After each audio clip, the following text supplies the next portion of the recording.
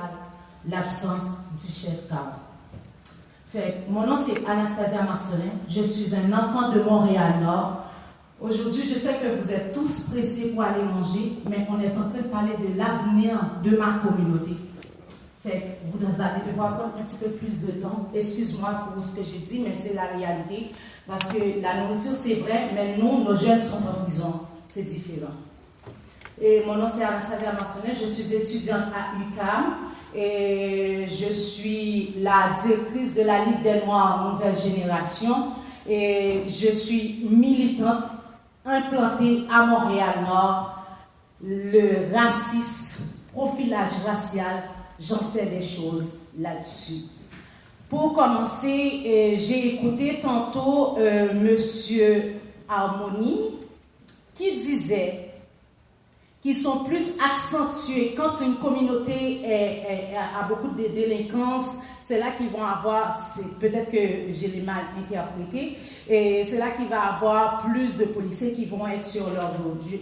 Je vais vous poser une question tantôt, mais je vais vous expliquer. Quand des jeunes se font harceler,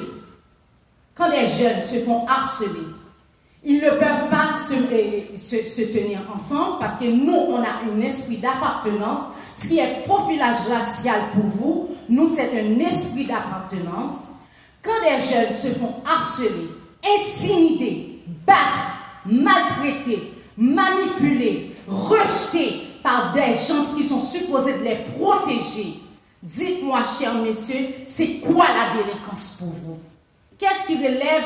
C'est quoi le contexte de délinquance pour vous? Explique-moi en votre mot, parce que pour moi, je ne vois pas le rapport, je ne le comprends pas. Ça, c'est ma deuxième question. Ma première question. Ma deuxième question, je vais vous attendre parce que je dois me lever pour que vous regardez ma face pour comprendre ma deuxième question. Je crois qu'il y a mal entendu. Nous avons évoqué dans notre recherche le nombre d'infractions comme paramètre de référence, justement pour montrer qu'on ne peut pas justifier le nombre d'interpellations que l'on fait subir certains groupes en fonction d'une présumée délinquance. C'est-à-dire, on est en train de dire, certains vont dire, tel groupe, on le surveille de près parce que tel groupe est plus criminel. Nous, on est en train de montrer avec les chiffres qu'en fait, c'est pas vrai. Cette surinterpellation n'a pas de justification. C'est exactement le coup. En tout cas, je pense que... J'espère que c'est vous pouvez continuer. Ouais. Ok. Si je peux me permettre, juste pour préciser, c'est que à la lumière de l'augmentation des interpellations, donc on s'est dit, et on a dit son réaction, on s'est dit, ok, il y a beaucoup plus d'interpellations. Y a-t-il plus de criminalité? Est-ce que ces interpellations-là, parce qu'on peut dire qu'il y a plus d'interpellations, ben c'est parce qu'il y a plus de criminalité. Et là on s'est dit, ben ok, allons voir si effectivement il y a plus de criminalité ou plus de délinquance qui pourrait justifier cette augmentation d'interpellations. Et notre deuxième indicateur démontre qu'il n'y en a pas. Donc, ces interpellations-là ne sont pas justifiées parce qu'il y aurait eu plus d'infractions ou plus de délinquance ou plus de criminalité. J'espère que les policiers ont entendu ce que vous venez de dire. Ma deuxième question, je tiens à me mettre debout avant de le poser. Vous regardez ma face? Je suis une femme noire. Ce qui est en train de se faire ici, c'est pour ma communauté aussi. J'ai les cheveux crépus. Je n'ai pas mis de la permanente parce que je ne veux pas ressembler avec une autre communauté.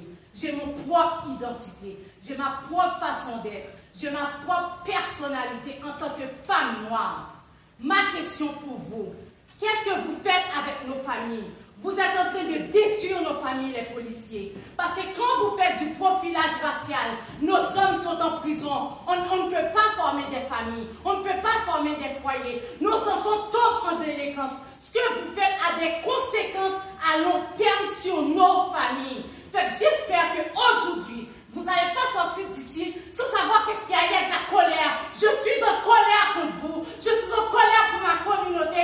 Je suis en colère parce que vous êtes en train de nous maltraiter. Nous avons des droits au Québec. Nous avons travaillé pour la construction du Québec. Aujourd'hui, c'est ça que je suis venu vous crier dessus. C'est ça que je suis venu vous parler. Pour tous les voix qui ne travail correctement. Arrêtez de nous emmerder. Arrêtez de persécuter nos enfants. Arrêtez de détruire la vie de nos jeunes. On n'en peut plus. On ne peut plus. C'est tout ce que j'avais à vous dire. Merci pour vos commentaires passionnés, Madame Marcelin. On va passer maintenant